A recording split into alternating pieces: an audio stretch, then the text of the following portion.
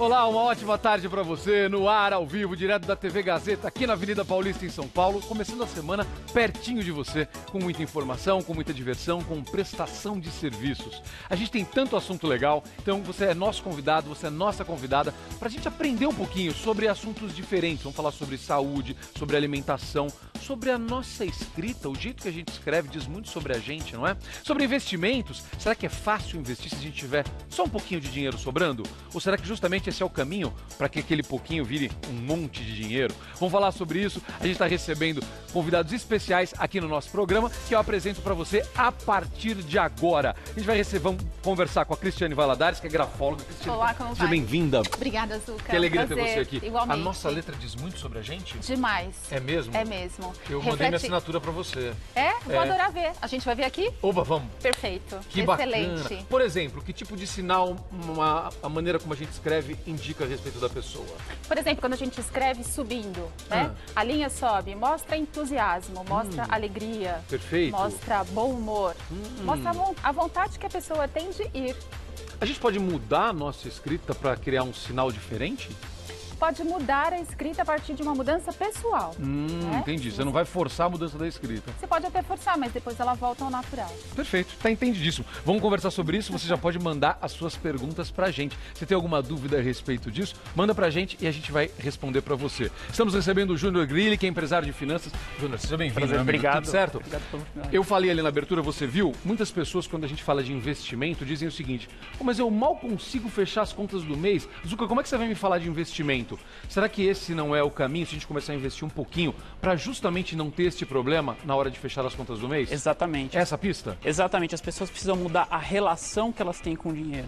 É aí que está o pulo do gato. O segredo é o relacionamento que elas desenvolvem com o dinheiro. O dinheiro não é só um meio de pagamento. O dinheiro é um meio que propicia os nossos gostos, as nossas viagens e tudo isso mais. Então dá pra gente dar uma pista para as pessoas nesse caminho? Com certeza. Gostei, adorei isso. Vamos conversar daqui a pouquinho. Vai mandando as suas perguntas. Você pode ter dúvidas a respeito disso. Será? Exatamente isso. Essa seria a minha primeira pergunta. Vai ser minha primeira pergunta para ele. Se eu tiver bem pouquinho, como é que eu começo a guardar dinheiro? Se for a sua também, manda pra gente. Deixa eu chegar aqui para falar com o Paulo Gonçalves, produtor de cacau, empresário. Como é que você tá, Paulo? Seja bem-vindo, meu irmão. Que alegria ter você aqui. Obrigado. Páscoa chegando, e aí todo mundo fala muito de chocolate. A gente vai falar de chocolate, do sabor, dessa coisa deliciosa que é o chocolate, mas também das propriedades. O nosso foco aqui é saúde. O Paulo vai dar uma série de dicas pra gente. Eu já falei pra ele que eu sou da turma do chocolate com muito cacau. Ele falou: cuidado, Zucca, tem que ver o que você tá comprando, pra ver se você tá comprando realmente o melhor chocolate. É isso aí, meu irmão? Exatamente. Porque às vezes você está comprando um chocolate que tem muito manteiga, tem muito pó de cacau, mas não tem um antioxidante. Você tem que procurar o que tem massa de cacau. Onde é que está os antioxidantes, onde é que está o sabor de chocolate. E procurar um chocolate que tem menor quantidade de nutrientes. Perfeito, vamos explicar isso direitinho. Já vou deixar uma polêmica que ele não vai me responder ainda, mas essa é uma polêmica antiga e que gera muita discussão para as pessoas. Afinal, chocolate branco é chocolate mesmo ou não é? Não responde ainda não. Tem gente que diz que não é. Eu adoro chocolate branco, hein? Mas tem gente que diz que não é chocolate. Polêmica do chocolate hoje. A gente quer a sua participação nas redes sociais. Qual é o seu chocolate preferido? Você gosta de chocolate ao leite? Você gosta de chocolate amargo? Você gosta de chocolate branco? O que você gosta?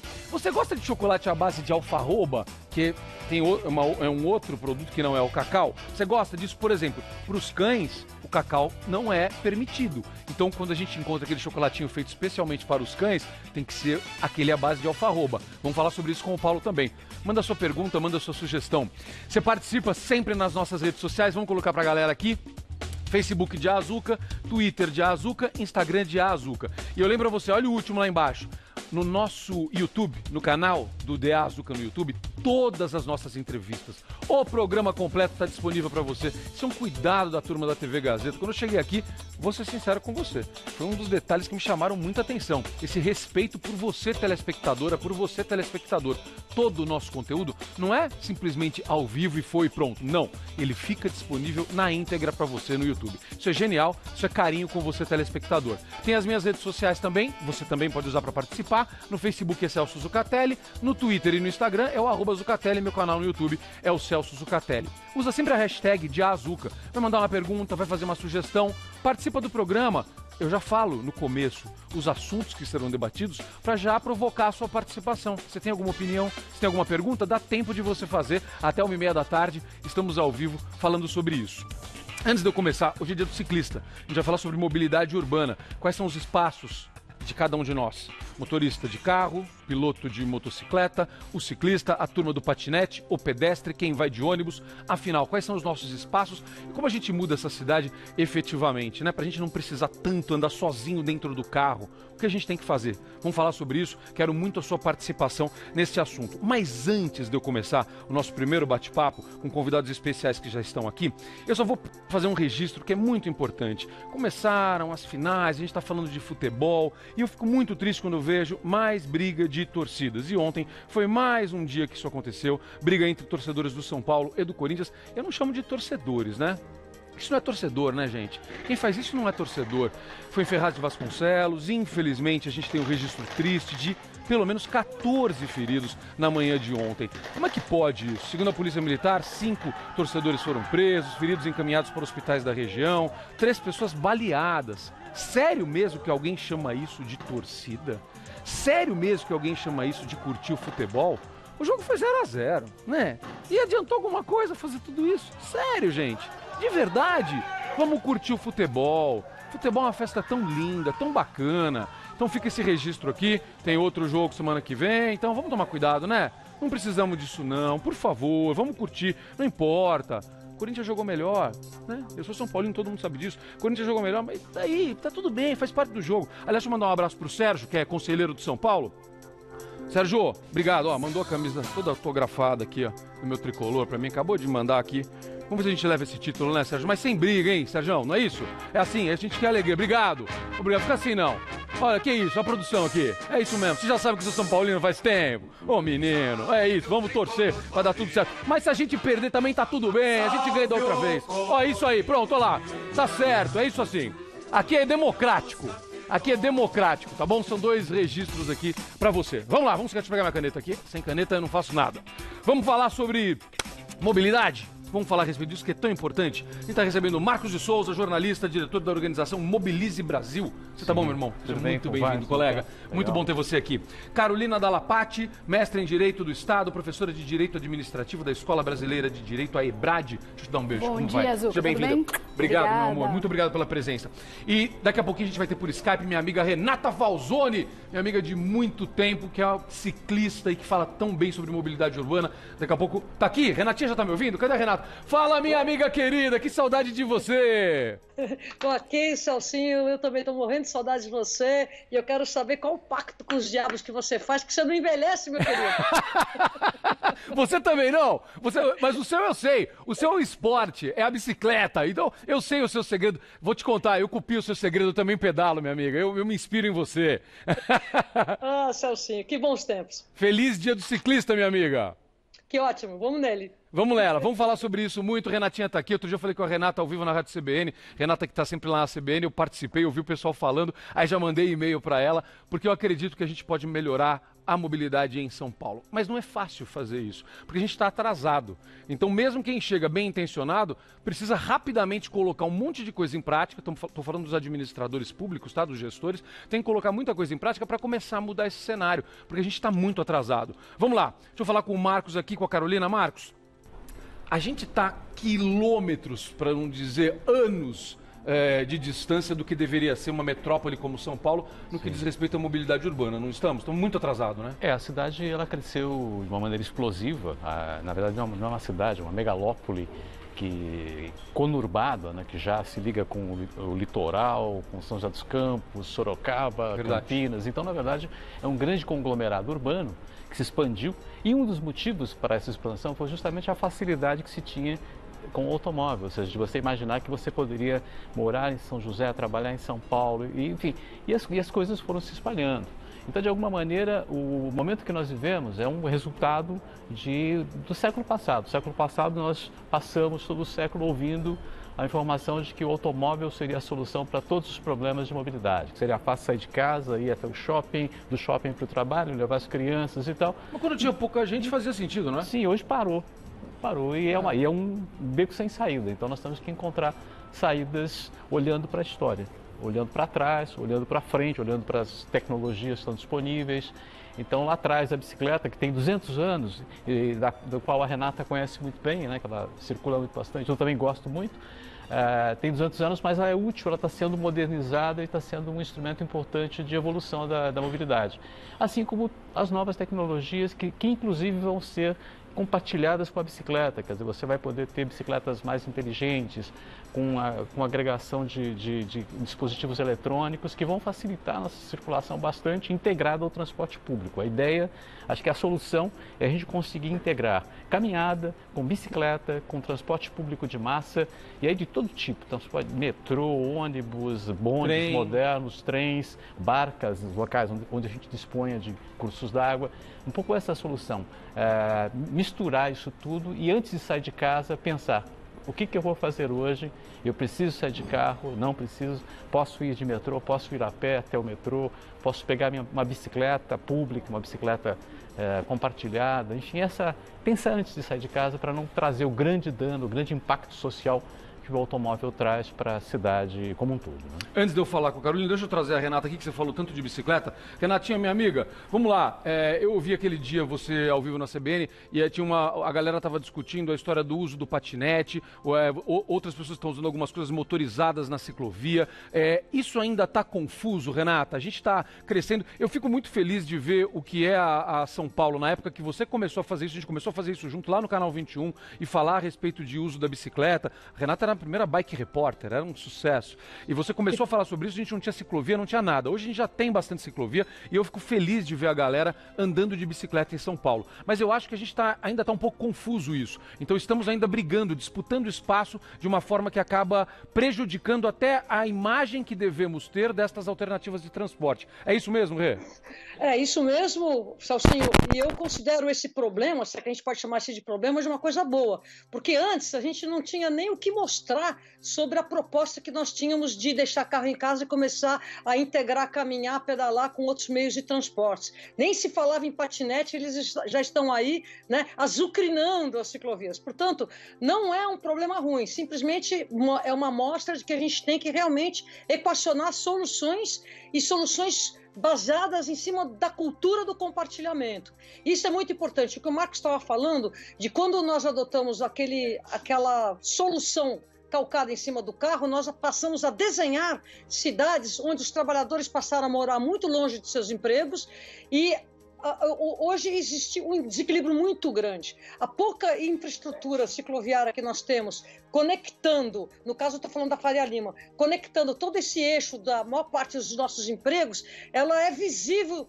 é uma amostra de todos os nossos problemas que tem que ser que a gente tem que não focar no problema e sim na solução nesse momento. Celcinho, eu estou muito feliz com esse problema, se é que a gente pode chamar de problema, porque ele vai ser a base da solução. Eu gosto muito do que você falou, Renato, eu concordo 100% com você. Se a gente não tivesse, né, Carolina, se a gente não tivesse chegado nesse momento de discutir isso, é porque a gente realmente estaria muito mais atrasado. Se hoje a gente está discutindo quem pode usar a ciclovia, significa que ela existe, né? Perfeito. A ciclovia é uma solução numa cidade como a nossa, né? Ela traz mais um modal, ela traz mais uma possibilidade de deslocamento. Ela é a concretização, de certa forma, da mobilidade urbana. Então, não se trata de um problema. São novos desafios de gestão que o direito vai ter que equacionar de alguma forma. Por exemplo, o que a gente precisa fazer para começar a criar um respeito maior entre todos os meios de transporte? A lei está muito confusa ainda, está incompleta, está faltando uma regulamentação melhor? Olha, hoje a gente já tem uma legislação que contempla uma prioridade do pedestre, uma prioridade do ciclista, ou seja, não é um problema exatamente de lei. Perfeito, isso é uma boa informação. Sim, na verdade eu acho que hoje nós precisamos... A lei é boa. A gente precisa de alguma forma implementar políticas públicas que tragam para dentro da sociedade essa nova cultura de respeito e também que incentive os outros tipos de deslocamento que não sejam só aquele realizado pelo veículo individual, que traz poluição, que traz trânsito. Então, na verdade, hoje é a gente conseguir congregar gestores que nos tragam soluções para que a gente possa trazer isso para o nosso dia a dia.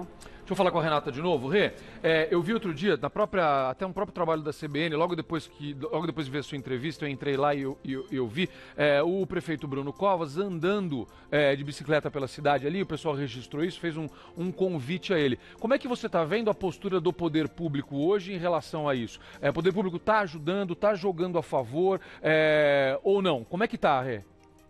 Eu tive até a oportunidade de pedalar 12 quilômetros com o prefeito na quinta-feira passada. E, primeiro, ele é bom ciclista, viu? Ele pedala direitinho, parou em todos os semáforos, ele foi bastante respeitoso, que foi legal.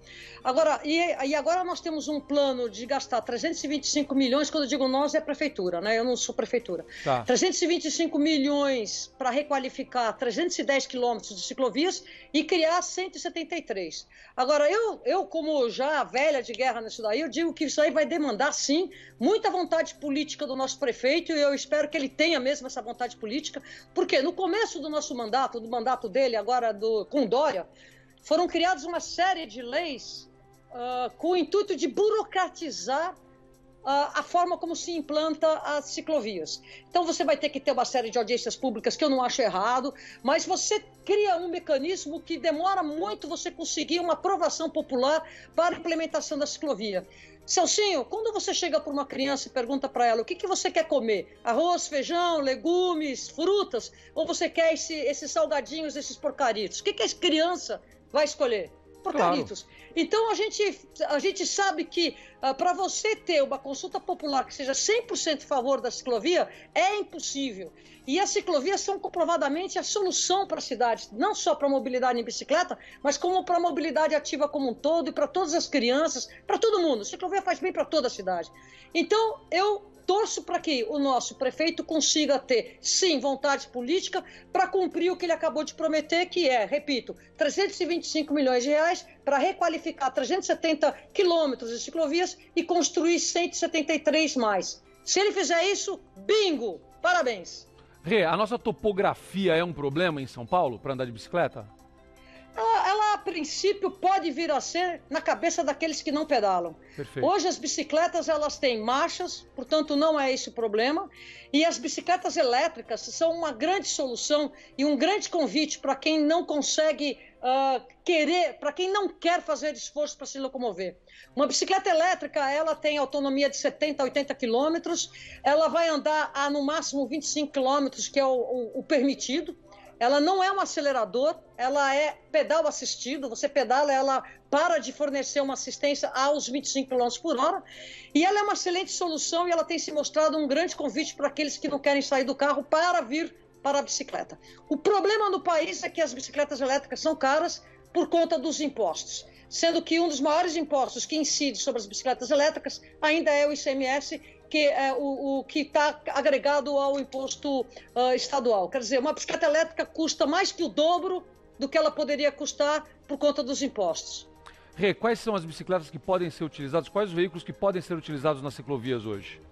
Hoje em dia, se tem acelerador, não pode. Então, a gente tem visto uma espécie de ciclomotores elétricos com pneus muito largos mesmos, que o cara vai sentado, aquele conjunto deve pesar uns 120 quilos, aquilo tem que ser banido da ciclovia, aquilo é proibido e cada vez mais comum. Os patinetes, eles foram, de certa forma, entrando não existe uma regulamentação muito bem colocada em relação aos patinetes, mas quando você vai alugar um patinete, está dito, não na rua, pode ir pela calçada desde que devagar, segundo a orientação do patinete, e vá pelas ciclovias. Agora, o patinete, ele não é uma mobilidade ativa, ele é um acelerador. E quando você acelera, você é muito passivo nesse seu deslocamento. E porque a população brasileira engordou muito nesses últimos 20 anos, ela perdeu uma destreza motora. Isso é impressionante. Você vai na ciclofaixa de lazer aos fins de semana e você percebe o quanto o brasileiro não é mais ágil. Ele é um saco de batata em cima de um veículo, é impressionante. E no patinete isso se mostra muito evidente, até porque o patinete ele requer habilidade motora. Ele não é que ele é perigoso, não é o patinete que é perigoso. O passageiro tem que ser hábil. E se ele não for hábil e prudente, ele vai cair, ele vai se machucar, ele vai causar acidentes. Mas mesmo assim, eu não acho que ele não tenha que estar rodando nas cidades, porque o patinete tem trazido muitas pessoas que estariam em carro ou em transporte público para a mobilidade a pé e de bicicleta. Ela não é uma mobilidade ativa, porque você não faz força alguma. Mas é interessante o patinete, eu gosto deles. Legal, tô gostando. Acho que a gente está mais uma vez chegando, né, Marcos? A gente está chegando justamente ao que a gente queria. É o que a Renata falou no começo, que é criar essa discussão. Sim. Então o que a gente vai poder usar na ciclovia, mas a gente já está trocando. Tem gente que está trocando. Talvez o patinete não seja ideal, mas tem gente que está trocando o carro pelo patinete. Então a gente tem um caminho para isso aí. Eu acho que os veículos elétricos, eletroassistidos, eles são interessantes justamente para tirar a pessoa que está ali sedentária no automóvel ou sedentária em casa, tipo sem primeiro sair passo. de casa.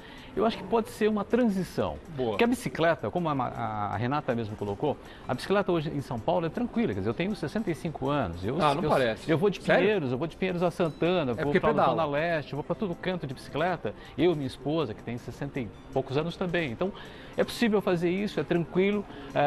Em alguns dias talvez seja mais complicado. E o que falta exatamente? Falta infraestrutura. Tá. Quer dizer, nós vamos ter mais ciclovias conectadas e mais possibilidade de deixar as bicicletas em lugares onde a gente vá. Essa é a grande dificuldade. Fora isso, não tem nenhum problema. A ciclovia é segura hoje? As que estão feitas hoje? Uma das críticas, e eu acho que isso até atrapalhou, de certa forma, a implantação e a implementação de novas ciclovias, foi a maneira como algumas foram feitas e alguns trechos foram instalados. Isso aí acabou levantando, por conta de acidentes, por conta de irregularidades, isso aí acabou levantando muitas críticas. Então, acabaram criticando a coisa errada, né? Não a maneira como ela foi feita, mas sim a própria ciclovia. Eu acho que a gente tem vários níveis de ciclovias em São Paulo. Você tem a ciclovia da Faria Lima, que é uma ciclovia muito interessante, agradável, da Paulista, que foi muito bem projetada, mas tem o que a gente chama de ciclofinas, que são aquelas faixinhas do lado ali da guia, em que às vezes é muito perigoso pedalar, porque tem buracos, acumula água, você é obrigado a sair para a faixa de automóveis. Então eu acho que foi um primeiro momento, foi um primeiro passo de ocupação de algum espaço da via para a circulação de bicicletas, trouxe um pouco mais de segurança, mas necessariamente eu acho que o passo seguinte, e isso é um desafio para este prefeito, para os próximos prefeitos, é entender que isso de fato é um sistema de mobilidade que precisa ser estimulado, que precisa ser estruturado e passar a ocupar uma faixa um pouco mais larga, ter a coragem de tirar espaço do automóvel, ou então de segregar, ou seja, criar uma nova ciclofaixas longe da via, o que seria muito mais desejável para evitar, inclusive, o contato com a poluição e com o ruído do automóvel. Né?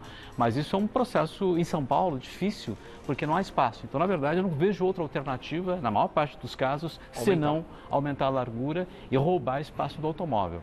Eu acho que isso é uma forma de sinalizar, quer dizer, os governantes sinalizarem que eles estarão, sim, respeitando a Política Nacional de Mobilidade, que é a lei geral que a Paty falou, e implementando, sim, sistemas de mobilidade ativa, a pé, de bicicleta e de transporte público, dando prioridade a esse tipo de mobilidade e tentando afastar o automóvel, né, que é a nossa barata, né, hoje, ele se reproduz como barata, assustador. Afastar um pouco da cidade, porque ele gera muitos problemas. Carolina, a gente está tocando aqui nas possibilidades, a Renata falou rapidamente sobre a história do ICMS, a gente precisava encontrar novas formas de estimular, porque não basta só, bacana, vamos construir mais ciclovia, mas ainda tem pouco, mas a gente tem que criar outras maneiras de estimular. Em alguns lugares do mundo, a gente sabe que a ordem é inversa de prioridades. Como na Europa, o pessoal da minha produção colocou aqui um negócio muito bacana, que é a ordem de prioridades. Então, o modelo europeu prioriza pedestre, ciclista, transporte coletivo, transporte de carga para abastecimento da população. E aí, sim, o transporte privado. E o Brasil faz o contrário, na verdade, né? O que a gente tem que fazer para estimular isso? Quando eu digo estimular, não é só fazer o que a gente está fazendo aqui. A gente tem o nosso papel. A gente está falando aqui sobre os benefícios da bicicleta, sobre a importância. Só que a gente tem que fazer mais coisa. E aí mais coisa passa por você pagar mais caro para usar o carro e você ter estímulos para poder usar outros tipos de transporte. O que dá para fazer para a gente criar e aumentar essa massa? Veja, Zucca, que interessante, né? Essa ordem de prioridades também é a ordem de prioridades que a nossa legislação impõe. Perfeito. A própria Lei de Mobilidade Urbana, que é do Plano Federal, ela estipula que tem que ter a prioridade para o pedestre, para o ciclista, ou seja... A diferença é que a gente não põe em prática. A diferença é a prática. Então, eu acho que, sim, nós podemos... ter políticas de isenção de impostos para aqueles que podem eventualmente trocar o carro pela bicicleta, trocar o carro pelo transporte coletivo. Eu acho que quando o governo ele tem a intenção de estimular, ele também tem que bater ali no bolso do consumidor, do cidadão como um todo. Então, na verdade, sim, eu acho que e também algo que pode até ser polêmico, aumentar o custo do combustível, né? Isso também é uma outra medida, talvez uma medida que possa soar como negativo, mas acaba desestimulando o trânsito em veículos, porque fica mais caro. Então, tudo aquilo que possa, de alguma forma, priorizar o coletivo ou priorizar o não motorizado, vai passar uma ou outra hora por isenção ou por um aumento de combustíveis que faça com que a gente vá para a rua de outra forma. Há alguns estímulos, por exemplo, em relação ao rodízio, né? Os veículos elétricos ou parcialmente elétricos hoje já, por exemplo, estão isentos do rodízio em São Paulo. Então isso é uma situação que acaba estimulando pelo menos a substituição do veículo simplesmente a motor ao outro. Só que são caríssimos ainda, esses carros são muito caros.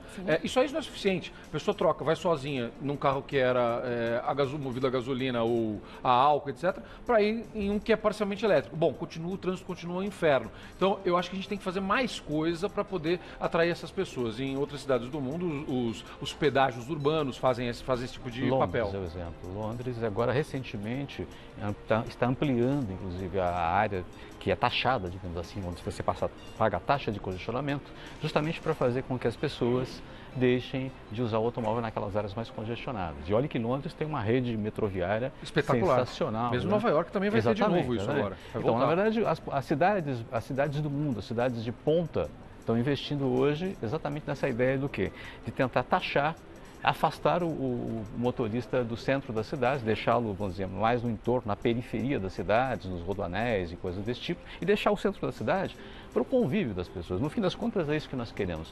Não que a gente queira a cidade com uma pracinha, né, dos velhinhos jogando dominó. Você poder atravessar uma rua, né, meu amigo? Poder respirar um pouco mais. Poder curtir, sair com os filhos e tal, brincar, jogar bola na rua como eu jogava quando era criança, andava de bicicleta tranquilo quando era criança, em qualquer rua de São Paulo, sem nenhum problema. Agora, a gente está falando da bicicleta, do patinete. Agora, de qualquer maneira, o que vai estimular a pessoa a deixar o carro em casa primeiro é você ter um transporte público mais eficiente. Quando a gente não resolver isso, quando não tiver mais metrô em São Paulo, se não tiver mais opção de transporte, não resolve, certo?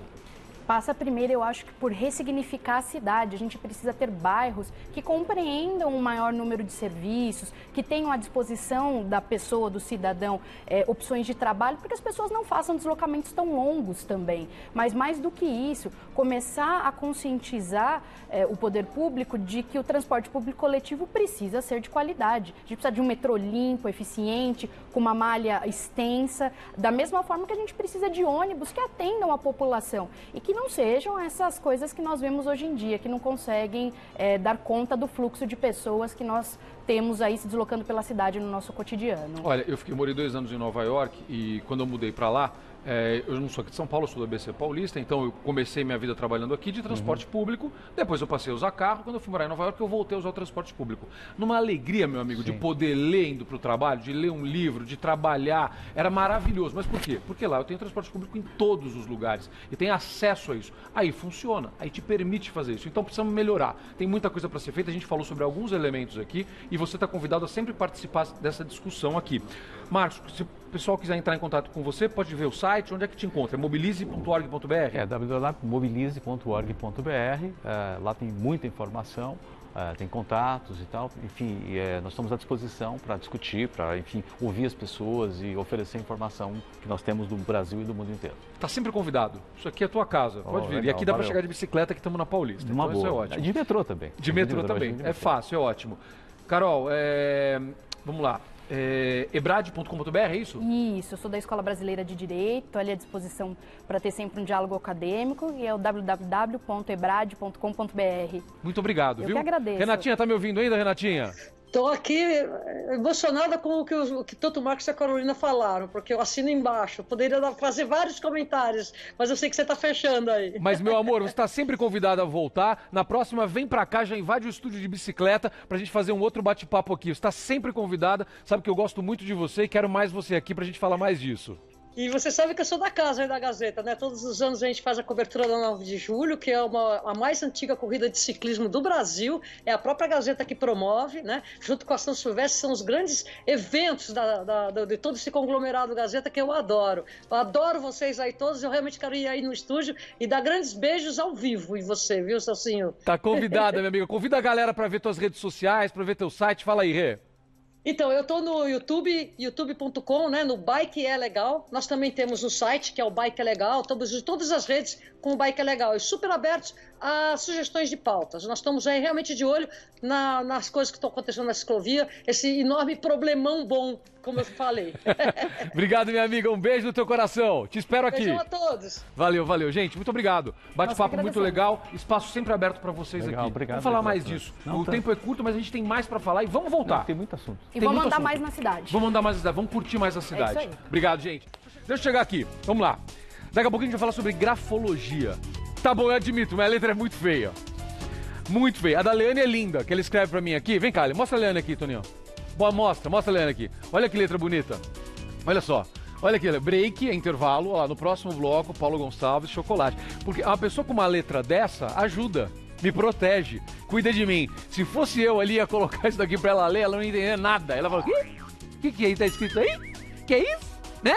A letra do cara é uma tragédia. No próximo bloco a gente vai falar sobre isso, grafologia. Cristiane Valadares vai dar dicas muito legais pra gente poder analisar a nossa letra, a maneira como a gente escreve. E vamos falar de chocolate! Viva o chocolate! Páscoa chegando, vamos falar sobre o uso do chocolate pra melhorar a nossa saúde. É isso aí, chocolate faz muito bem pra saúde. A gente fala mais sobre isso depois do intervalo, não sai daí! O Dia Azul que tá de volta, eu falei antes do intervalo que logo depois que eu falava da iogurteira, a minha mãe mandava mensagem e já mandou. É muito rápido, minha mãe. Fala sério, aqui ó. Vamos lá. Redes sociais. Eu quero ver os comentários da galera nas nossas redes sociais e chamar a sua participação sempre utilizando Facebook, Twitter ou Instagram no Dia Azul. E para assistir o programa é depois tudo no YouTube. Pode usar as minhas redes sociais também. É tudo Zucatelli, Celso Zucatelli no Facebook, Zucatelli no Twitter, Zucatelli no Instagram. A galera da produção tá olhando minhas redes sociais agora. Se você escrever lá, a galera também vai poder olhar, confirmar, passar pra mim e eu divido com você. Por exemplo, quem mandou mensagem pra gente aí? Deixa eu ver quem mandou mensagem pra gente aí. Vamos lá, pode colocar na tela da galera. Oh, obrigado. Olha, Maria Aparecida Leal, 75. A lei é clara, sem habilitação, só propulsão humana e animal. Ou seja, se tem motor não pode, o que falta é respeitarem a lei. Olha a Maria Aparecida falando sobre isso aí. Se a gente usar direito a ciclofaixa, a ciclovia, todo mundo pode usar. Olha, eu gosto da participação da galera, é isso mesmo. Tem mais. Olha, Amanda, entendo a discussão, mas infelizmente pegar o ônibus e metrô todos os dias lotados faz com que você acabe querendo ir trabalhar de carro. Tá certo, Amanda? Olha lá, a Amanda falou a síntese do que a gente disse ali, foi o final do nosso bate-papo. Não adianta nada a gente estimular, que legal, vamos usar a bicicleta, que legal, vamos deixar o carro em casa. Mas aí você tem um transporte coletivo que é uma porcaria, que é um lixo, aí você vai falar pra pessoa, sério, troca o seu carro e fica enfiado no metrô lá igual uma sardinha. Não vai. Se o cara puder comprar o carro, ele vai comprar o carro e vai usar o carro. É isso. Agora, se você tem um transporte coletivo bom, aí você pensa em trocar, porque você vai lendo, você vai mais descansado. Só que tem que ser eficiente, gente. Senão não adianta. Tem mais? Tem sim. A Regina, 34 Regina é o Instagram dela. Temos que cobrar melhora nos transportes coletivos. Aí até ficaria melhor para os ciclistas. Concordo. Tá tudo certo. Essa galera é muito inteligente. Minha telespectadora é genial. Tem mais? Tem mais? Deixa eu ver. Opa, obrigado. Ô, Luciana. A Lua Guilarco. Gostaria de parabenizar a Gazeta por tantas pautas maravilhosas e informativas nesse programa que é maravilhoso. Obrigado, meu amor. Precisamos de uma programação assim. E esse tem também um apresentador simplesmente competentíssimo. Ganhei meu dia. Eu não sabia que ela tinha escrito tudo isso de bom aqui de mim, viu? Obrigado, Luciana. Um beijo pra você. Adorei a foto com o cachorro. Participe também. Todos os assuntos estão abertos pra você. Deixa eu chegar pra conversar com o Paulo Gonçalves aqui. Vamos falar de chocolate. Comer um chocolate bom dá uma energia pra gente pedalar, pra gente fazer tudo, não é, Paulão? Exatamente. Você tá bom, meu irmão? Tudo bem. Tudo bem? Obrigado. Que trabalho bonito. Vamos falar sobre isso aqui. Origem do cacau. O Brasil é a terra do cacau? Sim, é uma das terras do cacau. Na verdade, o cacau ele foi primeiro conhecido na América Central, no México. Os espanhóis. Depois eles vieram andando e chamaram o cacau de crioulo. Primeira variedade, crioulo quer dizer da terra. Da terra. Quando eles vieram descendo para a região Amazonas, foram descobrindo vários outros tipos de cacau. Aí botaram o nome de forasteiro. Como tem no Equador, também origem de cacau, como também tem o Amazonas, região Amazonas, também origem de cacau. Depois esse cacau saiu da região Amazonas e veio para a Bahia. Não, nossa, Ilhéus. Não, Ilhéus. Não? Ele veio primeiro para Canavieira, no Rio do Pardo. Sei, conheço. No Rio do Pardo. Canavieira, um padre francês, trouxe a semente, aí começou a se multiplicar. Em primeiro lugar se plantou em Canavieira, depois em Belmonte, depois foi subindo para Ilhéus, então chegou até Gandu, até o Recôncavo Baiano. E foi descendo também o cacau para o Rio Mucuri, descendo para o Espírito Santo, chegou até Linhares, Espírito Santo. Onde é a maior produção de cacau brasileiro? Olha, hoje ainda é Bahia. Pela extensão, tamanho da Bahia, mas o Pará está crescendo bastante, o Espírito Santo está desenvolvendo bastante, tem uma boa qualidade do cacau, o Espírito Santo, foi premiado várias vezes. E também a Rondônia também está se plantando muito cacau. O cacau ele, no Brasil ele ainda tem um clima propício, tem um solo propício, então por isso está se desenvolvendo bem aqui no Brasil. Você é produtor de cacau, né, Paulo? Sim, sou Onde, produtor Paulo? de cacau. Em Linhares, Espírito Santo. No Espírito Santo? É. Pô, que legal. Sou já a 4ª geração de produtor de cacau. E é o mesmo tipo de cacau que é produzido em todas as regiões do Brasil? Sim. Na verdade, o cacau, a origem do Brasil, ele veio do Pará, da região de Cametá, que foi para a Bahia, onde é que eu falei, no Rio do Pardo. Depois dali ele foi se multiplicando, que era o forasteiro, e foi se cruzando. Depois foi fazendo um intercâmbio com o clone, com o trinitário. E esse produto depois voltou para o Pará, na região da Transamazônica, onde é que se plantou uma área muito grande com esses clones do trinitário. Paulão, cacau, e aí eu já sigo para o chocolate. Chocolate combina com dieta? Vamos quebrar alguns mitos aqui? Olha, chocolate combina com dieta. Olha que notícia boa para começar segunda-feira. Era tudo o que eu queria ouvir. Eu vim aqui hoje para ouvir alguém falar isso. Na verdade, o chocolate combina com a dieta. Me explica. Ele faz bem, ele faz com que você inibe o seu apetite, ele te deixa você bem alimentado. O que acontece é que hoje a gente come o chocolate, que na verdade não é um chocolate. Na verdade, é doce sabor chocolate. Perfeito. Nossa, que definição bacana. Então, qual é o chocolate que... Vamos falar agora, falando sério. Pensando em dieta, qual seria o chocolate bacana para dieta? Olha, o chocolate bacana para dieta é um chocolate que tem alto teor de massa de cacau. Tá bom. Entendeu? Pouco açúcar. Tá bom. Pouco açúcar e pouca gordura. E aí a gente controla a quantidade. Esse é o nosso segredo, não é? É o segredo. Os médicos hoje indicam você comer no máximo 30 gramas por dia. Perfeito. E é uma quantidade muito grande. Ele tem bastante antioxidante, pectina, vai te rejuvenescer, controla a pressão arterial e várias coisas. Diabetes tipo 2, aumenta a sua serotonina, seu prazer de você estar bem com a vida. Então, na verdade, o chocolate é conhecido como alimento dos deuses. Eu concordo. Porque ele tem... O que você imaginar, ele tem... Vamos falar alguns benefícios do chocolate, vai. Controla a pressão arterial. Olha que legal. Rejuvenesce. Ele melhora as mulheres que estão grávidas, a pré-eclâmpsia, para não ter pré-eclâmpsia. É um produto que também controla seu LDL. Olha que bacana. Que é o colesterol ruim. Perfeito. E é bom para o HDL, colesterol bom. Tá. Se você falar de chocolate aqui, nós vamos ficar aqui o dia inteiro falando. Mas é importante. Da importância do bom cacau, do bom chocolate. Então a gente fala... Explica aí, vamos lá. Aqui, na verdade, é o seguinte, aqui está uma semente de cacau. Tá. Entendeu? Você vê que tem essa semente aqui, tem essa outra semente. A gente sempre diz uma grande verdade. O sabor, aroma do chocolate, 50% está na fazenda. Tá. Colheita madura, fermentação controlada. Para chegar esse produto, quando você cheira, você já está sentindo o cheiro de chocolate. Incrível. E aqui você não está sentindo o cheiro de chocolate. Por quê? Não houve uma fermentação adequada, controlada. Perfeito. Então, com isso aqui, você não tem necessidade de jogar aromas. Então, você pode fazer um puro chocolate e colocar mais teor de massa de cacau. Então, o primeiro processo é a amêndoa. Tá. Depois, ela torrada e descascada vira o nibs. Tá. O nibs hoje é um alto teor de antioxidante, não tem gordura. E você pode usar com iogurte, como vocês estavam falando. Olha que legal, é verdade. Você pode usar com mamão, com várias coisas, logo no café da manhã, que tem alto teor de antioxidante, filatamina. Como chama isso aqui?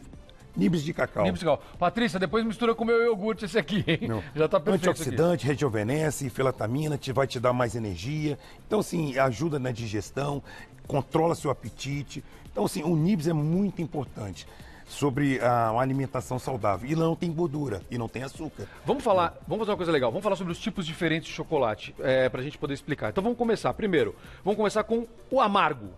Olha, na verdade aqui nós temos aqui um amargo que na verdade é 85% de massa de cacau. É esse aqui? É esse aqui, tá. 3 ingredientes. Esse aqui é um amargo que é o 85 nibs, que é aquilo ali dentro do chocolate. Mas é 85%? É 85% também. Quanto mais escuro, mais cacau ele tem. Mais massa de cacau, pode comer. Quanto mais massa de cacau, mais ele tem flavonoide, mais antioxidante, mais benéfico ele é.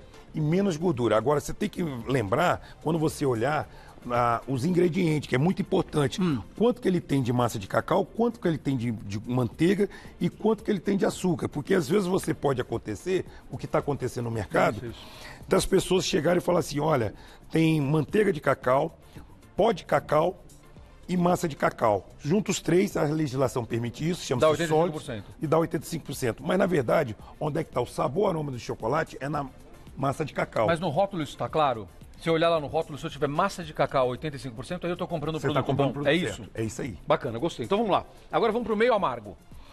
O meio amargo. Eu não vou comer todos enquanto Na verdade, explica, o meio amargo, tá, vamos lá. o meio amargo ele usa uma quantidade de 46 ou 55% de massa de cacau e o restante de manteiga. Esse aqui, na verdade, na legislação a gente poderia chamar de 66%. Tá. E esse aqui nós poderíamos chamar de 61%, porque ele tem 46 de Você está usando um pouco de manteiga de cacau. E usando um pouco de manteiga de cacau. Então ele tem mais caloria. Tá. Mais caloria. Então, e esse aqui, na verdade, é 70% de massa de cacau. Não tem manteiga e um açúcar orgânico, um açúcar demerara. Quanto mais natural o produto e mais massa de cacau, mais saudável vai ser.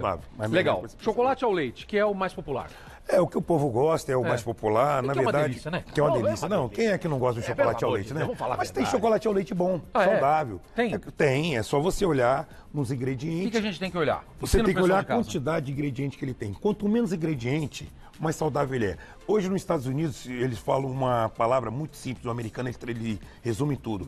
Clean label. Perfeito. O que é a palavra clean label? Rótulo limpo. Quanto menos ingrediente, melhor o produto. Então, quando você pega um produto desse, que você lê 31% de massa de cacau, qualquer chocolate ao leite normal é 15%. Aí ele fala, mas tem uma quantidade de manteiga. Quantos por cento de manteiga? 13% de manteiga. Então ele poderia ser chamado 44%. Mas o que ele tem? Açúcar demerara. Mas o que ele tem? Lecitina de girassol, 0,1%. Então, esse é um chocolate ao leite benéfico. Entendi. Agora, você vai comprar... Esse aqui. Tá bom, então eu vou comer só mais um pedaço. Alto teor de leite e alto teor de massa de cacau. É um chocolate benéfico. Agora você vai comprar um chocolate ao leite que tem poliglicerol, aromatizante, tem anidro de leite, tem um monte de coisas que você vai ler, parece uma bula de remédio, cheio de ingredientes. Como é que pode ser saudável? Entendi. Chocolate diet, chocolate zero açúcar. Ó, Toninho, tem ali, ó. Isso é muito importante a gente falar do chocolate diet. Às vezes a pessoa fala assim, o chocolate diet porque ele tem menos caloria, tem menos coisa, emagrece e tal. Isso é muito conversa. Você tem que olhar a mesma coisa. A quantidade de massa de cacau, a quantidade de ingrediente, quanto menos ingrediente, menos caloria, mais fibra, ele vai ter mais proteína, mais magnésio, menos gordura. Mas a informação zero açúcar é importante. O zero açúcar é importante. Zero açúcar é glicídio, são calorias. Tá. Certo? Mas é o seguinte, mas ele não é que você vai fazer emagrecer. Perfeito. Não é que fazer. Então você tem que olhar muito bem isso no rótulo. Tá perfeito. Às vezes não é isso que vai indicar. Às vezes você tem uma indicação desse tipo pensando nos diabéticos, pensando Exatamente. Aí é importante. É importante. Então, e aí ele vai, claro, seguindo a orientação do médico, esse daqui ele pode comer, aquele ele não pode comer. Se a gente está pensando numa pessoa que não tem nenhuma restrição ao açúcar, mas está fazendo essa escolha por conta da dieta, por conta do cuidado com o peso, aí o caminho não é o zero açúcar, e sim que tem mais cacau. Tá Exatamente. Correto? Mas nós temos hoje um chocolate também no mercado com zero açúcar, com mais cacau, 70% de cacau com baixa caloria. Tá. Esse Só que vou provar mais um. Esse que é o grande segredo do negócio. Então você pode usar da caloria, baixas calorias, e também baixo teor de glicídio de açúcar. Muito bom. E ele é adoçado como? Ele é adoçado com stevia, um adoçante natural. Perfeito. Vamos lá. Chocolate orgânico. Olha, o chocolate orgânico, na verdade, são produções que o cara não faz nenhum tipo de adubação química e não usa nenhum produto químico. Tá. Hoje está muito na moda orgânico e tal, assim, mas eu tenho algumas dúvidas em torno do chocolate orgânico, porque é o controle. Quem é que controla isso? Como é que é controlado isso? Quais são as certificadoras que fazem isso? Porque hoje a gente assim, não sabe. Às vezes você tem uma propriedade ao lado orgânico, pequena, mas você tem uma propriedade convencional, que usa todas as... E aí aqueles produtos podem de qualquer forma chegar à terra. Ter contaminação. Então a gente tem que ter um controle muito grande sobre isso. Temos que evoluir ainda mais. Tudo que tá nos rótulos a gente tem que checar, tem que perguntar, tem que consultar. Eu gosto disso, é legal, é importante você fazer esse alerta. A gente vê vários tipos de chocolate que a galera usa para cozinhar, chocolate em pó, cacau 100% em pó. O que a gente tem que escolher na hora de cozinhar? Olha, na verdade, na hora que você fazia... A minha amiga dona de casa que vai preparar agora, por exemplo, os ovos de Páscoa para vender ou para família. procura um chocolate com alto teor de massa de cacau. Tá. Na verdade, o que tem o cacau em pó? Cacau em pó é fibra. Não tem sabor, não tem aroma, não tem nada. Tá. Quando você pega a massa de cacau e ele derrete, você espreme num pote e nesse pote vai sair a gordura. Quando sai a gordura, que é a manteiga, que é uma manteiga boa, uma gordura boa, e ela não é saturada, todo sabor, aroma vem para a manteiga. E aí depois ela é desodorizada e é filtrada para ficar dessa cor. Entendeu? Então o que vai sobrar? Vai sobrar a torta. A torta depois ela é desfibrada e vira o pó de cacau. Então o pó de cacau, na verdade, é somente fibra. Entendeu? Onde que está o sabor, aroma, onde é que está os antioxidantes, onde é que está os elementos mais completo é na massa de cacau, que na verdade a manteiga e o pó de cacau é nada que é a massa de cacau. Tá claríssimo, entendi. Pra gente terminar essa conversa que tá deliciosa e muito saborosa, e eu daqui a pouco vou tomar um cafezinho, porque eu acho que sempre combina um cafezinho com chocolate. O chocolate combina muito bem. Não é bom? É perfeito? Muito bom. Vamos falar do polêmico chocolate branco. Eu adoro chocolate branco, Paulo. Fiquei muito preocupado. Deixei pro final para não ficar triste. Me fala. Olha, na verdade o chocolate branco... Chocolate branco não é chocolate? Eu tenho muito amigo que fala isso. Não. As pessoas falam que não é chocolate. Ele, na verdade, você antigamente se fazia o verdadeiro chocolate. Depois as indústrias foram usando alguns artifícios para melhorar a parte de processo, de custo. E aí foi piorando o chocolate. Se você pegar um chocolate branco feito com manteiga de cacau, leite em pó integral de alta qualidade e um bom açúcar... é isso que é o chocolate branco. E é chocolate. É o chocolate. Porque você tem a maior parte, é manteiga de cacau. E a manteiga de cacau, ele, como eu já falei, ele vai controlar o LDL ruim e é o HDL bom. Então, é muito bom você. E outra coisa, é uma gordura que não tem saturação. Então ela faz bem, ela derrete, com você botando a mão aqui, ela derrete acima de 22 graus. A temperatura do corpo é 36, então ela nunca vai ficar nas suas coronárias. E ela é gostoso. É muito, e as crianças adoram. Não tem como adorei isso, Paulo. Agora, o que acontece hoje? Vai lá. O que acontece hoje? Você vai comprar um chocolate branco. No chocolate branco hoje tem anidro de leite, poliglicerol, tem gordura vegetal, tem todos os tipos. Você olha os ingredientes e fala, nossa senhora, parece uma bolo de remédio. Tem mais ingredientes do que o próprio cacau. Então, por isso que ele não faz bem. Como é que eu escolho, então, um bom chocolate branco? Eu olho no rótulo, tem que ter... Como é que tem que estar escrito lá? Leite integral, de qualidade, manteiga de cacau, açúcar... ou, no máximo, baunilha natural. Acabou. Acabou. Se eu encontrar isso, eu estou comendo chocolate branco. Você está comendo chocolate branco de alta qualidade. É isso que hoje a gente está tentando trazer para o mercado, mostrar no mercado, que antigamente se fazia isso. Nós comíamos chocolate antigamente de qualidade, só que o chocolate ele veio virando, como eu falei, doce sabor chocolate. Entendi. Olha, esse é o Paulo Gonçalves, produtor de cacau, empresário. Deu uma aula aqui sobre cacau e sobre bom chocolate pra gente. Fiquei morrendo de vontade, já comi um pouco aqui, obviamente, mas você é convidado. Então pesquise direitinho, olhe as embalagens, olhe os rótulos. A gente sempre fala isso, é muito importante. É claro que teu filho vai ganhar chocolate agora na Páscoa. Não estamos dizendo pra você não comprar, não é isso. Mas dá uma olhadinha no rótulo, vê o que você tá comprando pra tua família, que isso é muito legal. Paulão, muito obrigado, Zac. Adorei te receber. Obrigado. Parabéns, sucesso. Obrigado vocês aí. Obrigado, muito legal. Apologia com a Cristiane Valadares. Cristiane, mais uma vez, obrigado pela presença. Obrigada, eu. Que alegria ter você aqui. Obrigada. Que alegria. Achei esse bate-papo tão bacana, essa ideia da nossa produção foi tão legal. O que é grafologia? Grafologia é uma técnica que avalia a personalidade por meio da escrita. Né?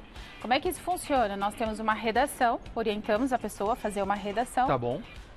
Com a assinatura dela que faz parte do texto e a partir disso nós temos uma metodologia que chega a essa compreensão da personalidade por meio da escrita. Que bacana isso.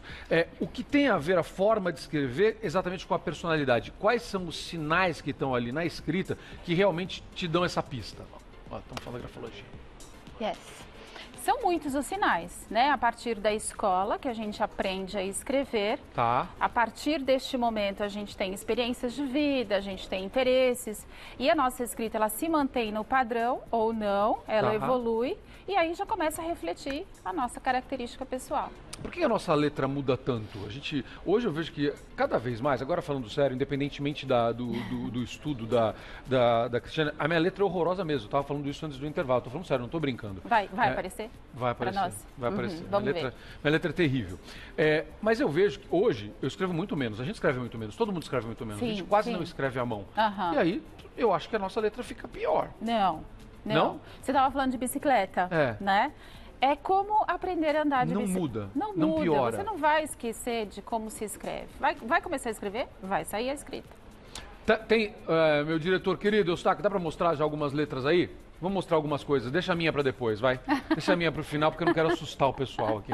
Vamos lá, o que você tem aí para a gente mostrar? Deixa eu ver. Olha lá, olha que letra bonita. Vamos lá. Sem amor, eu nada seria. É a mesma frase escrita de pessoas diferentes. Tá legal. Né? 1, 2, 3, 4, 5, 6, 7 formas diferentes. Isso, tá escaneado, isso altera um pouco, né, pra gente tá falando, mas vamos lá. Vamos lá. A primeira frase a gente tá vendo que é uma escrita redonda, tá. Né? Ela é mais redonda, então ela mostra uma doçura, ela mostra achei bonito. Hã? Achei bonita a primeira. Você achou bonita? Achei, Mostra uma doçura, me fala. Isso. Uma calma, uma receptividade. Tá. Veja que na letra R, ela tem um lacinho. Uma bolinha ali, que uma fofo. Bolinha, isso.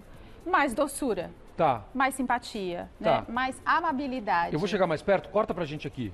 Corta pra gente aqui pra chegar mais perto pra mostrar exatamente o que ela falou pra você. Se você não identificou, é aqui, ó. Bem aqui, no R do amor. Olha que bonitinho isso aqui. Agora pode encher a tela de novo. Vai lá.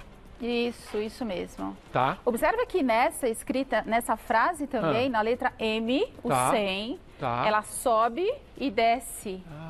Isso já é uma característica dessa indica pessoa. Indica o que, por exemplo? Letra M, as 3 perninhas, cada uma vai dizer uma coisa. Na última, é o quanto essa pessoa investe energia no lado profissional. Lado profissional, o quanto ela quer crescer e quer ganhar dinheiro, porque desce. É interessante, né? Isso são signos isolados que a gente está falando, que num todo ele vai fazer uma integração de traços e que aí conclui a personalidade. A segunda, olha a diferença da segunda.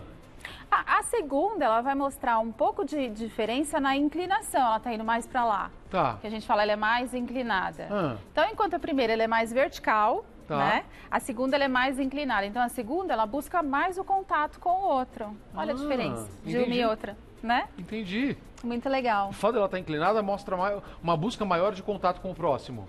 Exato. E a forma da letra R é diferente da primeira frase. Completamente diferente. Que significa uma pessoa carente de afeto. A primeira ou a segunda? A segunda. Tá. Então, ela vai buscar mais essa aceitação do outro para se sentir aceita e suprir essa carência afetiva que ela tem. Pelo fato do R parecer quase um R de forma ali? Exato. Vê que ele é diferente da primeira frase. Muito diferente. A terceira? A terceira, observa que aquele lacinho que a primeira faz no R, ela faz no M.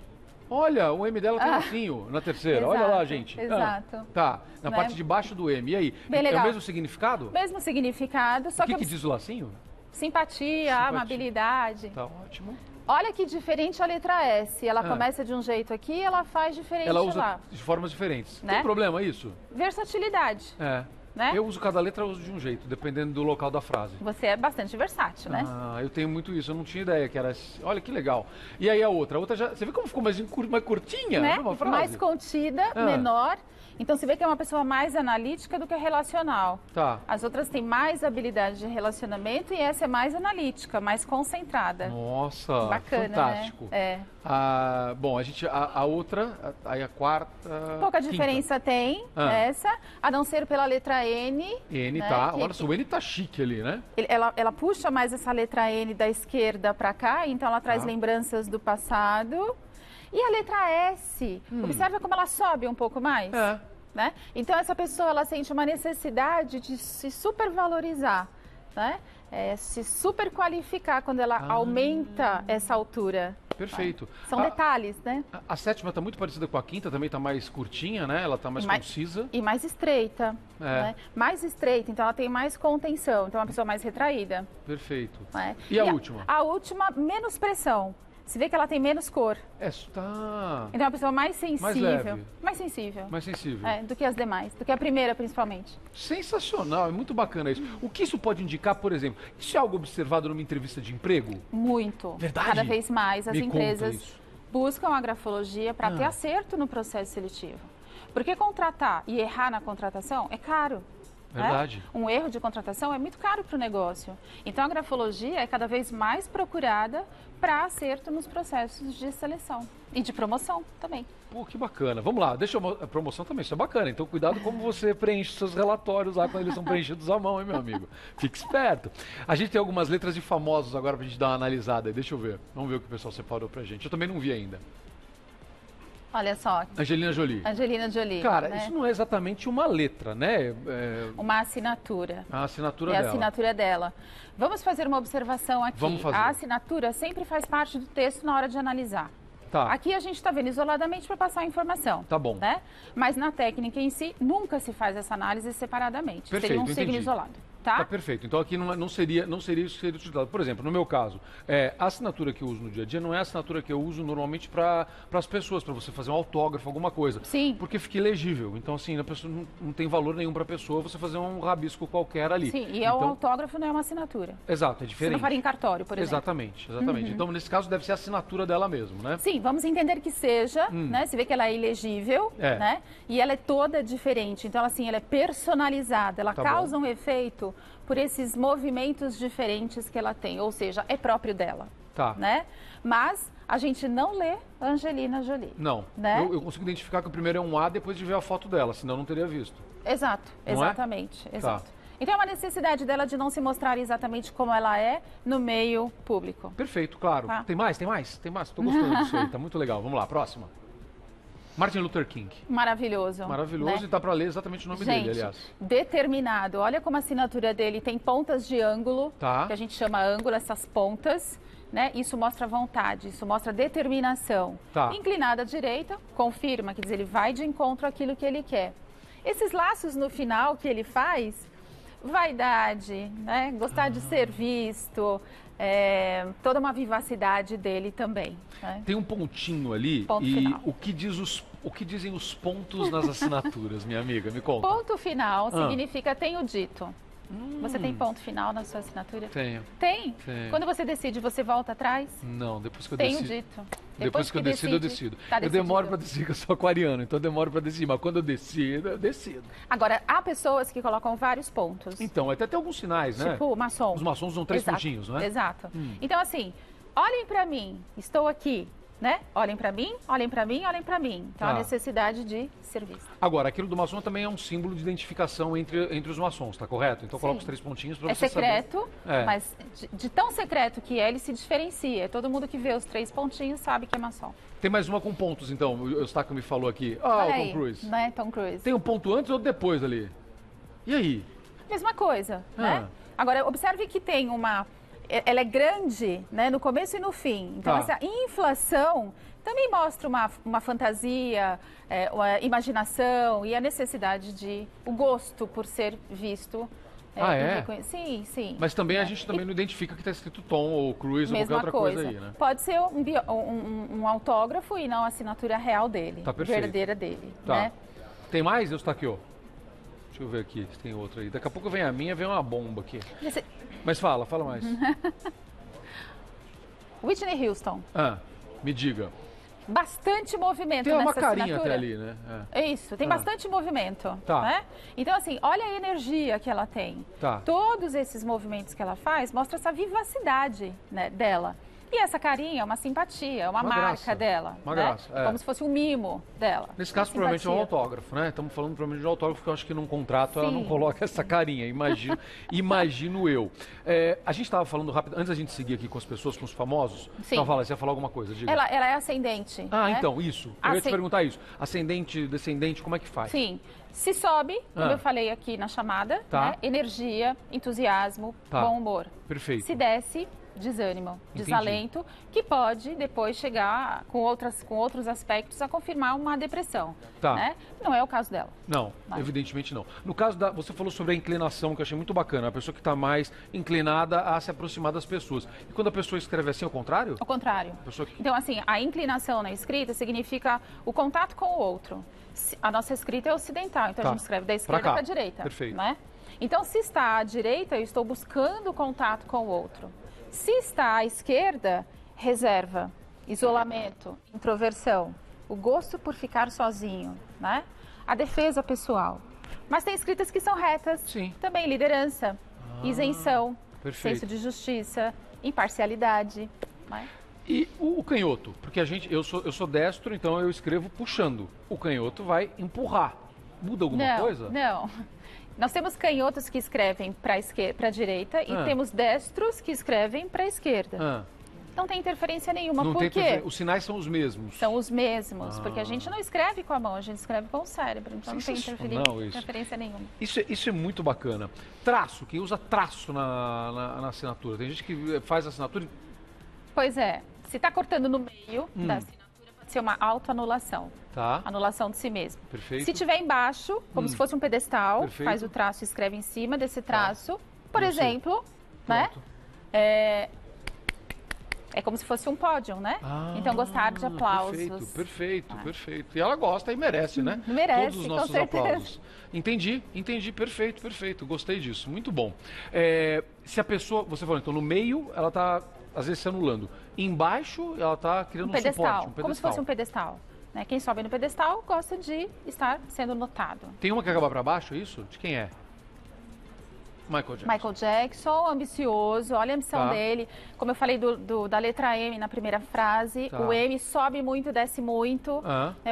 E a gente sabe o quanto ele investiu energia na vida profissional dele, né? Bastante. Então, olha lá, a estrelinha no final, então isso é personalismo dele também. É uma marca dele, perfeito. Né?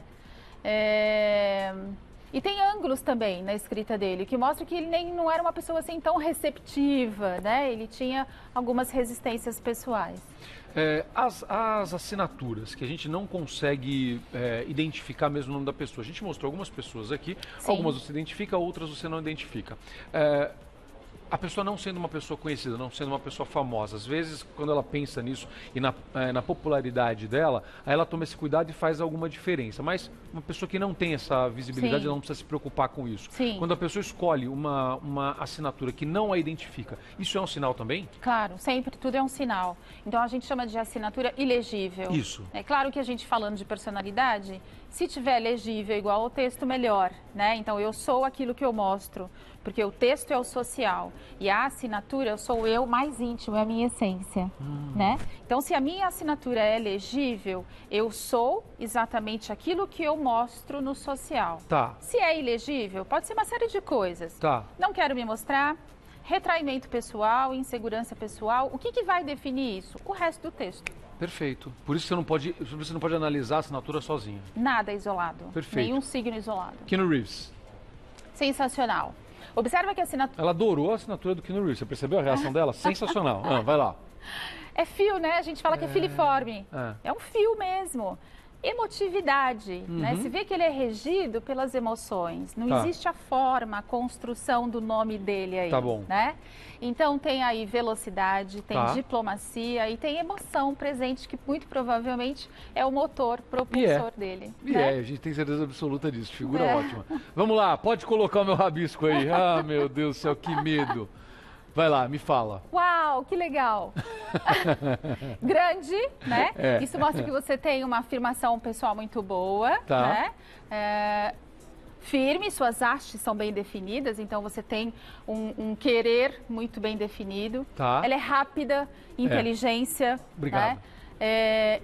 Inclinada à direita, embora ela seja ascendente, a gente vê que ela tem uma inclinação. Então, relacionamento. Eu estou sempre querendo estar todo mundo por perto. Né? O traço embaixo que a gente acabou de falar, né? Não tinha ideia. Não tinha ideia. Faz sentido? Total. Super legal, super bacana. Muito legal. E ela é separada, né, Zucca? Você vê que a gente chama de... Embaixo também se confirma, que é uma escrita tipográfica, uma escrita de forma. Então, assim, a imagem é muito importante para você. Corresponder às expectativas é o seu papel. Então, eu quero mostrar uma clareza, é isso? Por isso que ela está separada, é isso? Uma clareza, uma imagem ideal para o outro, que corresponda a que todos querem ver. Pô, e faz isso muito bem. E ascendente. Muito obrigado. Bom humor. Ainda bem que falamos isso antes, né? Ufa, cara. Ela estava falando as coisas que eu estava pensando na minha assinatura, que eu falei, meu Deus do céu, ainda bem que estava tudo certo. Excelente. Aqui. Adorei. Escuta, tem uma de telespectador, Eustáquio? Que legal. Antes da gente terminar, vamos lá, mostra aí. Obrigado, Neiva, que fofa. Veja a minha letra, por gentileza, é um prazer. Olha só, vai lá. que bacana. Cheia dos buclês que a gente falou no início, né? Aqueles lacinhos, ela tem na letra E, ela tem no O, tem no M, né? Então, e ela é grande também, então tem vivacidade aí, tem simpatia, é uma pessoa relacional. Muito bom. Muito bom. Que bacana. Olha, muitas pessoas mandaram. A gente não vai conseguir mostrar todas, mas vamos mostrar mais uma. Vai lá, Eustáquio. Mostra mais uma aqui. Obrigado, Neiva. É positivo, então. Você gostou da letra dela? Positiva, né? Uma escrita legível. Qual é o melhor sinal que você diria para ela? Legibilidade. Inclusive, ela Neiva. Então, ela é Neiva de Jundiaí, né? Ah, que legal. Adorei, Neiva. Obrigado, meu amor. Adorei, adorei. Tem mais uma? Tem mais uma? Vamos lá. O nosso diretor, Eustáquio, está escolhendo mais uma. Eustáquio, eu queria ter visto a sua letra também, viu, Eustáquio? Eu devia ter pedido isso antes aqui. Olha que fofa, a Thay Ramos aqui, ó. Olá, boa tarde. Olha só, Tayane Pereira Ramos. E aí? Olha, observa que no nome dela, ela faz, Tawane, eu acho, ela faz aquela guirlandinha como se fosse onda do mar. Olha lá. E no final, Ramos, ela faz em arco, né? Então, de novo, ela faz a mesma letra de diferentes formas. Então, isso mostra um dinamismo pessoal dela. Bacana. É uma pessoa que gosta da monotonia. E isto mostra, essa guirlanda em forma dessa curvinha, né? Mostra o quanto ela é receptiva. Que legal. Né? Porque está aberto a receber. E flexível também. E com facilidade de adaptação também. Adorei. Pra gente terminar esse bate-papo tão bacana aqui, que infelizmente nosso tempo acabou, e quando o humor faz a gente mudar um pouco o nosso jeito de escrever, também então tá um dia ruim. Na segunda-feira a nossa letra é mais feia do que na sexta? Não, mas assim, tudo que nos envolve é refletido na escrita. Então a gente vê o aspecto constitucional e circunstancial. Perfeito. Se você recebe uma notícia triste e vai escrever, aquilo vai refletir. Perfeito. Se aqui tiver muito frio e eu for escrever, vai refletir. Então o nosso estado emocional, ele é totalmente refletido na escrita. Muito legal. Eu vou fazer uma última pergunta, Eustáquio. Desculpa, eu sei que o tempo está estourado, mas é que eu lembrei de uma coisa agora da minha infância aqui. Eu tinha um colega, o Glaucus, nem sei onde anda o Glaucus, um abraço a você, estudou comigo no ginásio. E eu lembro que uma vez eu fui ler um negócio que o Glaucus escreveu, eu falei, mas o que é esse risco aqui? É o M. Eu falei, mas o M é um risco? Por que eu vou perder tempo fazendo 3 montinhos? Eu faço um risco que é mais prático. Pode ser simplificação. Esse risco, eu não sei se está falando que é só um traço. Só um traço. Ou se são três perninhas. Quando eu chegava no M, ele fazia assim e continuava. E ele era uma pessoa prática? Totalmente. Prático, praticidade. Isso a gente chama de simplificação na escrita e que pode ser inteligência também. Sensacional, Glaucus. Eu não sei onde você anda, meu amigo, mas se você estiver assistindo isso, se chegar até você, um abraço grande. E aí, o seu M final, finalmente, depois de 30 anos, eu decifrei. Cristiane Valadares, grafóloga, que bate-papo legal, adorei. Muito obrigada. Muito obrigado, aprendi muito com você aqui. Deixa eu te dar um beijo. Obrigada. Muito obrigado. Muito obrigado, foi sensacional. Olha, daqui a pouquinho a gente vai falar sobre um negócio muito legal também, que são os investimentos. A gente vai conversar com o Júnior Grilli, é o seguinte, presta atenção. Muita gente fala, Zucca, você vem me falar de investimento, eu não tenho grana nem pra pagar o meu aluguel. Calma. A ideia é justamente essa, eu quero que você tenha grana para pagar o seu aluguel. Então a gente vai falar sobre investimentos, até dos mais simples, para você começar a mudar esse quadro na sua vida. Para de repente, daqui a um ano, quando eu estiver falando sobre esse assunto, você mandar uma mensagem e falar, cara, que bom que você me falou isso naquele dia lá. Eu mudei, agora eu não só tenho grana para pagar o meu aluguel, como na verdade eu não estou mais pagando aluguel, tô pagando o meu apartamento. Quem sabe? Depois do intervalo a gente fala sobre isso, vai mandando suas perguntas. É bem legal essa conversa, até já! Vamos lá, presta atenção. Antes do nosso bate-papo sobre investimento, roda a vinheta do Você Viu!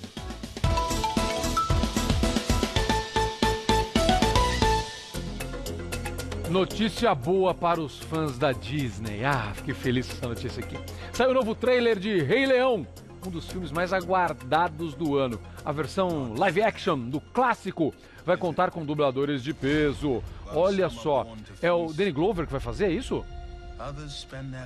Dando a voz ao Simba? É isso não? Vai ter a Beyoncé, entre outros.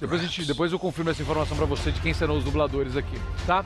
A gente já vê o Simba com o pai, Mufasa, o vilão. Além disso, tem uma aparição bem rapidinha da dupla Timão e Pumba. Olha o trailer, que coisa mais linda. Estreia prevista pra julho. Muito legal, muito legal. Como a gente é otimista, mais uma notícia boa por aqui. Em Portugal agora é lei empresas que pagam salários diferentes para homens e mulheres no mesmo cargo serão multadas. O objetivo é reduzir a desigualdade de gênero. O primeiro país a adotar uma medida dessas foi a Islândia, país pioneiro na luta por direitos das mulheres.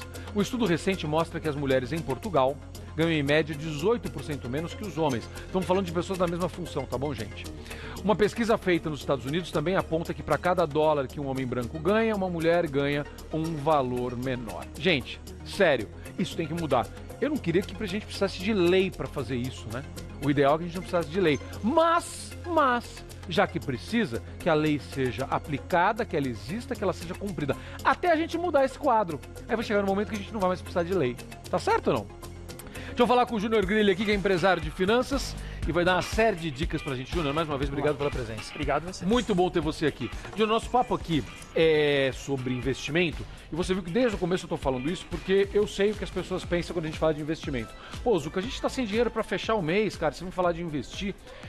Mas a gente tem que criar o hábito de investir. Não tem valor mínimo pra gente investir, tá certo? Tem que começar. Tá correto isso, Júnior? Tá corretíssimo. Na verdade, a gente precisa entender qual é o nosso relacionamento com o dinheiro. Como é que a gente se relaciona com o dinheiro? Se o dinheiro é apenas um meio para a gente pagar contas, ou se o dinheiro é um meio que proporciona a gente pagar contas, realizar sonhos, comprar sonhos e desejos, enfim. O relacionamento com o dinheiro é que está o X da questão para a gente começar a investir. O brasileiro é um povo que tem o hábito de investir? Infelizmente, não. Não, né? Se a gente comparar, por exemplo, o Brasil com os Estados Unidos, nos Estados Unidos tem cerca de 60 milhões de pessoas que são cadastradas nas bolsas para poder cuidar do seu próprio dinheiro. E no Brasil esse número é em torno de 760 mil. Ou seja, menos de 1% da população brasileira se preocupa efetivamente com o seu dinheiro. Mas isso também não tem a ver com a falta de uma educação financeira? Ou seja, eles tiveram acesso a isso na escola, eles cresceram não ouvindo apenas dos pais, mas ouvindo dos professores, aprendendo que investir é importante. E a gente só vai ouvir falar disso. Eu só fui aprender direito a investir quando eu fiz um MBA em finanças. Então, enfim... Exatamente. Eu fui aprender quando eu fui demitido. Nossa, né? Você teve que se virar. Eu tive que me virar. Eu ganhava um salário alto como executivo. E o salário não dava para eu pagar minhas contas, sempre faltava no fim do mês. Então o Brasil ele tem esse déficit de educação financeira, que é o que eu sempre falo, que isso tem que vir de berço, isso tem que vir desde criança, tem que ter educação financeira nas escolas. Muda o país, né, se você fizer isso. Sim, totalmente. Porque a gente está criando uma base estruturada que tem uma outra relação com o dinheiro. O que acontece? Quando a gente tem uma relação positiva com o dinheiro, tem muita gente que acredita que dinheiro faz mal, dinheiro é negativo, que dinheiro é suado, etc. Quando a gente muda essas crenças com relação ao dinheiro, a gente desperta na gente um potencial que vai fazer com que as nossas ações gerem resultados positivos. Ou seja, tem muita gente que trabalha e não sabe como fazer mais dinheiro. Verdade. Mas, por exemplo, sabe tocar violão, sabe pintar, sabe fazer quadros, sabe atuar. Ou seja, as pessoas podem usar o talento que elas têm para poder ser uma fonte extra de dinheiro, por exemplo. Olha, que bacana isso. Né? Isso vai fazer com que elas mudem as crenças que elas têm com relação ao dinheiro. Então elas vão começar a olhar oportunidades que até então elas não viam e o resultado disso é um aumento de dinheiro, isso é efetivo. Né? Como é que a gente começa a poupar? Vamos falar então para o meu amigo querido, para minha amiga querida que está nos assistindo, que não tem esse hábito porque não sobra dinheiro.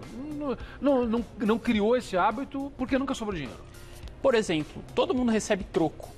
Tá. Né? Você recebe lá as moedinhas de troco e tal, tá. Tem moeda caída no carro. Sempre tem. Se você separar um lugar na sua casa onde você vai jogar o troco lá... Velho bom cofrinho? Um velho bom cofrinho, por exemplo. O hábito da moeda no Brasil não é tão forte como, por exemplo, nos Estados Unidos. Mas ainda se recebe 10 centavos, 50 centavos, claro. 25 centavos em moeda, que muitas vezes fica caído. Tá. Então, se você junta isso tudo no final de um ano, você vai ter uma quantia que você pode colocar, por exemplo... até numa própria poupança, que é o que todo mundo conhece, né? Tá, mas vamos lá. Então, para a gente criar um hábito, para ajudar as pessoas a criar realmente esse hábito de investimento, de poupança, que eu acho muito legal.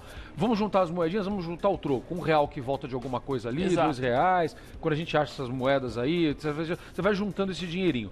De quanto em quanto tempo eu vou lá e coloco isso numa poupança? Porque às vezes a pessoa fala, não, mas eu juntei R$15 só, eu vou esperar juntar mais dinheiro. Como é que a gente faz isso? Me ajuda. Eu quero criar esse hábito nas pessoas. Não tem um montante. Qualquer dinheiro que você tenha, você pode colocar dentro da poupança. Tem um valor mínimo para você abrir uma poupança? Não. Então eu posso abrir uma poupança com... Eu tenho um dinheirinho. E eu posso ir depositando sempre? Eu dou uma passada no banco, já coloco o dinheiro lá para tirar o dinheiro da minha frente? Pode. Para não correr o risco de eu gastar? Pode. Tem um ponto antes que é crucial, que é definir quais os objetivos. Você quer guardar dinheiro, quer investir, para quê? Eu quero guardar dinheiro para comprar uma casa, comprar um carro. Sempre para viajar. Para viajar. Sempre é meu Quando eu vou viajar? Eu vou viajar no final do ano. Então tá bom. Você precisa fazer uma conta inversa para saber quanto você precisa investir. Aí é que entra a educação financeira.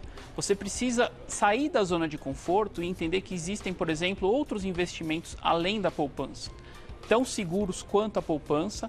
Porque, na verdade, sim, o que é um investimento? O investimento é quando você empresta dinheiro para um banco, para o governo ou para empresas, e essas entidades te devolvem na forma de juros. Porque eles ganharam emprestando esse dinheiro para outras pessoas. Exatamente. Quando você empresta o dinheiro para o banco, você está correndo o risco da sua relação com o banco. Quando você empresta o dinheiro, por exemplo, para o governo, você está correndo o risco em relação ao governo, entre aspas, quebrar, o que é muito improvável. Se você emprestar para o seu cunhado, você está perdido, né, meu? Então, exatamente. Então, aí é complicado. Que os cunhados não fiquem chateados comigo, mas, né, emprestar dinheiro para o cunhado é sempre um problema. Vamos lá. O uso, a gente está cada vez mais na época do dinheiro de plástico. Eu pago com o relógio, cara. Nem dinheiro de plástico eu uso mais. Eu aproximo da maquininha lá e pronto. Isso tira o controle da gente? Sim. Porque é mais perigoso, não é? Parece tudo muito fácil pagar com dinheiro de plástico. Quando você tem o dinheiro papel, você sabe exatamente quanto você está pagando. Quando você paga com o cartão de crédito, com o cartão de débito, a gente perde um pouquinho esse controle se a gente não for mais cuidadoso, não é? Exatamente. Você tem que ter um controle mais apurado. Porém, isso pode te reverter benefícios que o dinheiro não te dá. Tá, por exemplo, vamos lá. Por exemplo, você pode pagar com cartão de crédito e ganhar milhas que paga a sua viagem, por exemplo. Só que para isso você tem que ter um controle do seu budget, ou seja, do montante que você está usando de cartão para estar dentro ou não do seu orçamento. Porque você só consegue investir aquilo que você não vai gastar para sobreviver no mês, né? O que a gente pode pensar, como é que a gente faz esse foco para a gente cortar algumas coisas que podem transformar a nossa poupança? Dá uma dica para minha amiga dona de casa aí, para sobrar um dinheirinho. Por exemplo, vamos lá. No supermercado. Tá. Né? As pessoas costumam normalmente ir no supermercado mais próximo de casa. Às vezes, se ela andar 2 ou 3 quarteirões a mais, ela vai economizar 10%, 15%, 20%. Nossa. Né? Isso acontece comigo, particularmente. Ou seja, eu ando um pouco mais, porém eu economizo muito mais do que comprando próximo da minha casa. É verdade. Né? E às vezes, por comodidade, as pessoas não têm esse tipo de preocupação. Dentro de um supermercado, às vezes, escolhendo produtos. Existem produtos com qualidade tão boa quanto os produtos mais caros. É uma outra forma de economizar do ponto de vista prático. E hoje você tem a pesquisa que você faz pelo celular, Hoje né? O celular te diz isso, né? Os aplicativos te dizem. Aplicativo de celular, ou seja, alguns supermercados já têm aplicativo onde você tem desconto em assinar aquele aplicativo. Você tem a lista que você recebe? Eu faço compra em atacado. Acabou, meu amor? Nosso tempo está acabando. Eu faço compra em atacado. E aí, às vezes, eu vou e não é necessariamente mais perto da minha casa, mas eu vou lá comprar porque eu sei que o preço vai ser menor. Exato. E aí vale a pena. Exatamente. Eu faço uma bela economia. Sim, é muito simples. E aí sobra um dinheirinho. Exatamente. Legal. Então é o seguinte, primeira coisa, sem preconceito com o valor que você vai poupar. O importante é você criar este hábito. Exatamente. Então começa a separar. Eu gostei dessa dica da moedinha. Começa a separar esse troquinho. E agora eu complemento aqui junto com o Júnior, é o seguinte, mas coloca esse dinheiro em algum lugar, não deixa ele lá na sua cara. Porque você fica olhando aquele dinheiro, aí você acaba usando. Exato. Então coloca lá numa poupança, tira da sua frente, para você, esse dinheirinho vai começar a sobrar. Vai ser uma sensação tão boa, você nem vai lembrar depois, você vai falar, cara, que bom que eu guardei esse dinheiro. Fez a diferença. Convida a galera para te seguir aí, tem teu Instagram, não tem? Tem. @junior_grille com 2 L's? Exatamente. E tem o teu site que é juniorgrille.com.br? Exatamente. Meu irmão, obrigado pela presença. Tá bom? Adorei. Obrigado pelas dicas. Obrigadão. Muito bom, vou ensinar a galera a investir, adorei. Obrigado por tudo, uma alegria estar com você. Vamos para uma semana muito linda, sabe que...